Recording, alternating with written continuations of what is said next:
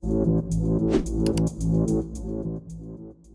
far as, going back to kind of the KPIs, if you could run your company, man, on one KPI, throw everything else out the window, what would you run your company on? Kind of explain that, man. I don't think there's a way to put a KPI on trust. So there's some things that are the most important for my business to be able to, for everybody to work together and to, have the type of pressure that they have on them and to continue to show up every day and deliver and have a great attitude, mentality about where we're going and what we're doing, why we're doing it. And you just can't put a KPI on that. And all the other numbers are great to be able to look at and see your progress and be able to see kind of the historicals. But trust, I think it's one of the biggest ones for growing a business and growing a culture and being able to attract great people. That's powerful. That's the first time I've heard that. Everybody kind of takes it to a true, measurable KPI. But when you send somebody out and you got to trust them to deliver the message that comes from your leadership team, it's hard to trust that they're going to go out and do the right thing every single time. Because let's face it, you're not in front of the customer. You're not in front of that end user, the client, your team is. And that's a powerful, powerful message.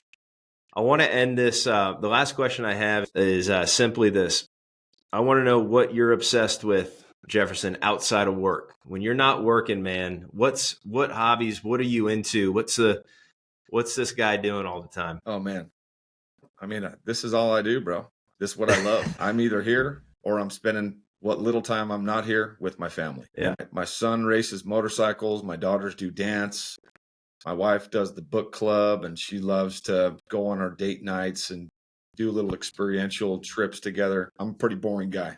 I eat, sleep, and breathe JKR Windows and my family. That's it. I love it, man. Well, is there anyone else that you want to give a shout out to that's helped you along this crazy journey, man?